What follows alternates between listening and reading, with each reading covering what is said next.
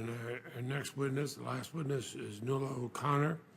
She's the President and CEO of the Center for Democracy and Technology, internationally recognized expert in Internet and technology policy.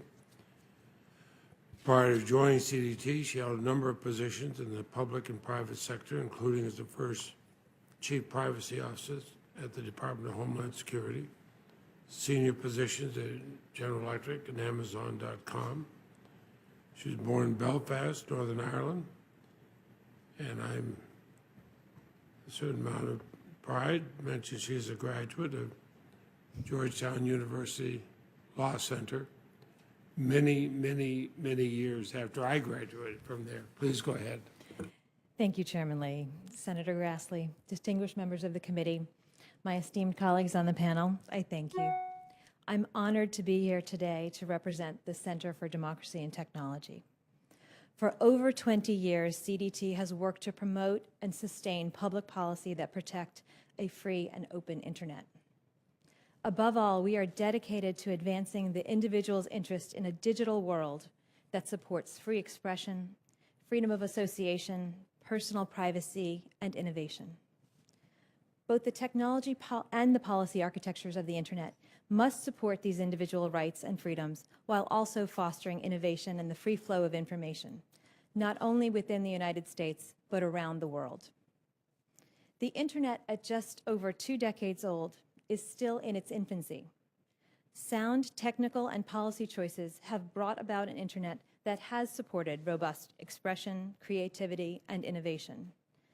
While it is an appropriate time to strengthen the rules governing our rights in the digital world, we must be thoughtful about the consequences.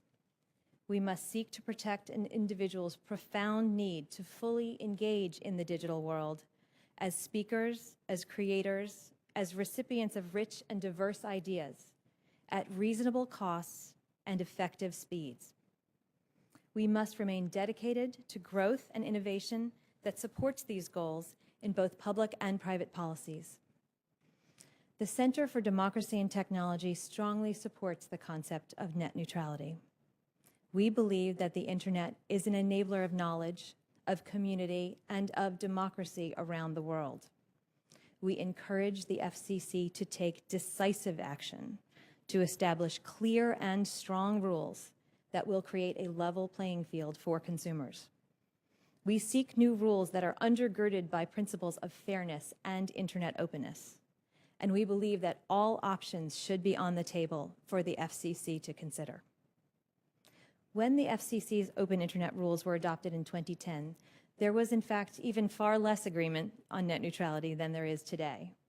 Most now agree that we need strong open internet rules that provide clarity for consumers and for businesses alike.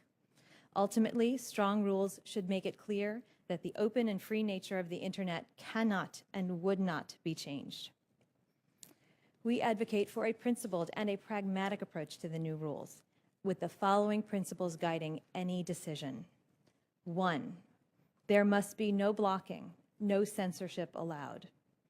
2, we must have transparency about the services and the practices offered.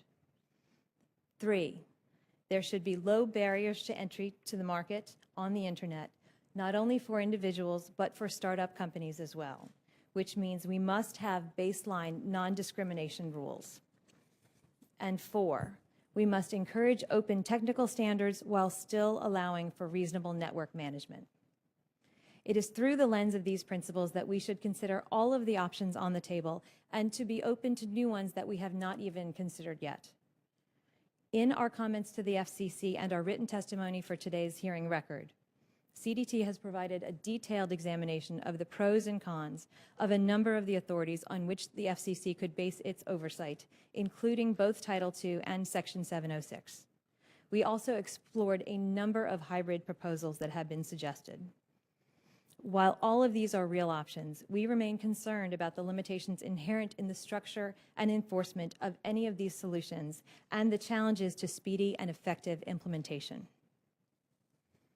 Over 3 million comments have been submitted to the FCC in the course of this rulemaking process, the vast majority of which call for strong rules that protect and preserve an open internet.